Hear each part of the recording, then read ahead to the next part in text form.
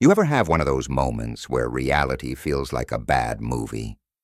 Because I swear to you, when I walked out of my house that morning and saw flashing red and blue lights bouncing off the walls of my barn,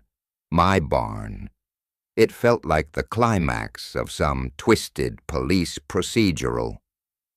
There, standing in my driveway like the final boss of an HOA horror story, was Karen Whitman, the president of the Willowbrook Homeowners Association, with her arms crossed and a smirk on her face that could curdle milk. You could practically hear the smugness humming off her skin. Two cops had my farmhand Tom pressed against their cruiser, hands cuffed behind his back, and I was still in my work clothes from the night before, looking like I'd just been dragged out of bed and straight into a war zone. I stepped forward.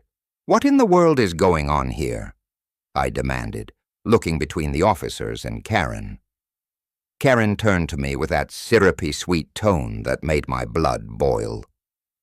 "He's not allowed here," she said, her voice fake concerned but clearly gloating. "I made sure of it." Tom caught my eye from where he stood. What struck me wasn't fear or panic. No, he just stood there, calm as ever. The same quiet patience I'd come to appreciate over the last week. The kind of guy who didn't flinch unless he had to. Let me back up and tell you how we got to this circus. I'd hired Tom Bradley to help with some fencing and livestock management on my 20-acre farm. The land had been in my family for 3 generations, long before the Willowbrook subdivision popped up along the eastern border like a patch of overpriced, identical mushrooms. Tom answered my ad in the local paper, showed up in a dented Ford pickup with an attitude that said, "Let's get it done," and not much else. Early 40s maybe, quiet but sharp. Wore work boots like they were part of his bones. He'd recently moved to the area, picking up odd jobs while getting settled. That first day, he mended more fence than I'd managed in a month. The next day, the problems began. I was in the kitchen making coffee when I spotted a figure marching across the back field like a Puritan on a mission. Clipboard clutched to her chest like a holy relic. It was Karen. And she hadn't come through the gate. She'd cut through the subdivision's back entrance and stormed in like she owned the place. "Excuse me," she called, stopping a few feet from Tom, who was busy replacing a cracked post. "You need to show me your work permit and contractor's license immediately." Tom straightened up and wiped his hands on his jeans. He responded politely, "Ma'am, I'm just helping Mr. Davidson with some farm work. You'd need to speak with him about anything official." Karen's face went red like a fire hydrant. "Don't you ma'am me," she snapped. "I know trouble when I see it, and you don't belong in this neighborhood." That evening, she was on my front porch with a formal HOA complaint. "Your worker's vehicle is an eyesore," she barked, shoving printed paperwork into my hands. "It needs to be removed from view of our community." "Karen?" I said, barely keeping my voice level. "My property isn't part of your HOA. We've been over this before." "But it affects our property values," she insisted. "That man looks like a vagrant. What if he's casing our homes?" I nearly slammed the door in her face, but I didn't. I should have. The next morning, she returned with a noise complaint, claimed Tom starting work at 7 a.m., interfered with her morning meditation. I knew for a fact her house was a quarter-mile away. No way she could hear a fence post driver. But that didn't stop her from filing a formal complaint with the county. By day 4, she escalated again. This time she called the police to report Tom for trespassing. The officer who showed up looked embarrassed. She says he was near the subdivision entrance, he explained, clearly uncomfortable. But since he's on your property and you've given him permission, there's nothing we can do. Karen wasn't satisfied with that answer. I caught her later that day taking pictures of Tom from the road, zooming in with her phone like some budget private investigator. I confronted her. "You're stalking him now?" She didn't even deny it, just said, "I'm documenting suspicious activity."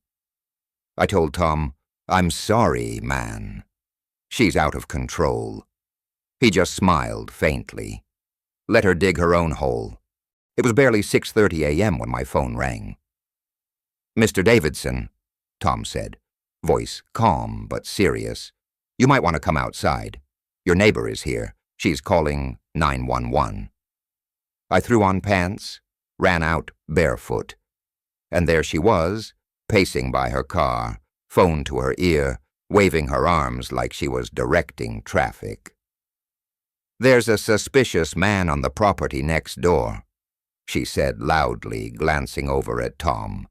"He's been watching our neighborhood, and now he's here before dawn. I think he might be armed." I took a step forward, but Tom gently caught my arm. "Let her finish," he said. "This needs to be on record."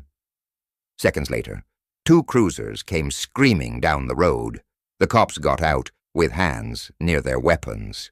"Turn around," one shouted at Tom. "Put your hands behind your back." "Officers," I called. "This man is my employee. He's here with my permission." "Sir, please step back," one of them ordered, as the other clicked cuffs onto Tom's wrists.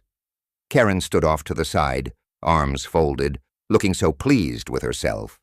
"Maybe next time," she said loudly, "you'll hire someone more appropriate for our neighborhood." And then something strange happened. Just as the cruiser started rolling forward, the officer driving it suddenly hit the brakes. He looked over at his partner, confused. Then he stepped out, walked back to the car, and opened the back door. "Hold on," he called to his partner. "We've got a situation here." The second officer joined him at the back of the car. I heard the younger one mutter, Tom Bradley." "What are you doing here, Sheriff?" Karen's face turned white as a sheet. Tom stepped out of the cruiser, rubbing his wrists where the cuffs had been. "Hey, Martinez," he said. "Told you I was picking up some side work while on medical leave." The younger cop's face went pale. "Sheriff Bradley, I didn't recognize you. I had no idea." Karen backed away, eyes wide. "Wait, you're a cop?" Tom stepped forward calmly. "Deputy Sheriff, off duty, neighboring county, and you've been harassing me all week." One of the officers turned to Karen.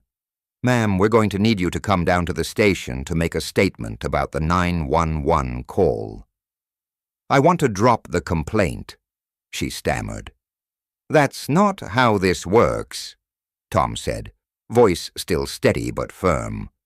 "You made a false report, said I was threatening you, said I was armed. That escalated the response. That could have gotten someone hurt." I finally found my voice. "And I'll be filing charges for harassment. She stalked him, taken photos without consent, and made up lies for days." Tom pulled out his badge. "Every interaction, every lie, every time she photographed me, all documented." Karen looked like she was going to faint. Karen was arrested for filing a false police report, harassment, and misuse of emergency services. Her husband arrived just in time to see her being led to the cruiser. He didn't say a word, just looked like he wanted the ground to open up beneath him. Within hours, the entire subdivision knew. That night, the HOA board voted unanimously to remove her as president. The next morning, her car, still abandoned in my driveway, was towed. Tom and I sat on the porch, sipping lemonade. "You could have told me you were a sheriff," I said. He shrugged. Didn't seem relevant. I was here to fix fences, not flash a badge. He smiled. Besides, people show you who they really are when they don't know who you are. 6 weeks later, Karen stood in court, a shadow of her former self. The judge gave her probation, 300 hours of community service, and fines totaling $15,000. But the real punishment, a restraining order. She was barred from coming within 500 feet of me or Tom, which meant she couldn't even use the back gate of her own subdivision anymore.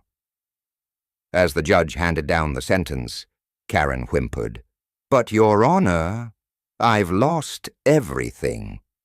The judge looked over his glasses. "You lost those things because of your own actions." Karen's mouth opened and closed like a dying fish. Her husband led her out, shoulders shaking. "So yeah, that's how I learned my farmhand was actually a deputy sheriff.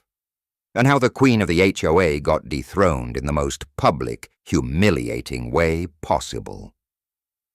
Moral of the story: be careful who you pick a fight with, especially when they've got a badge in their back pocket.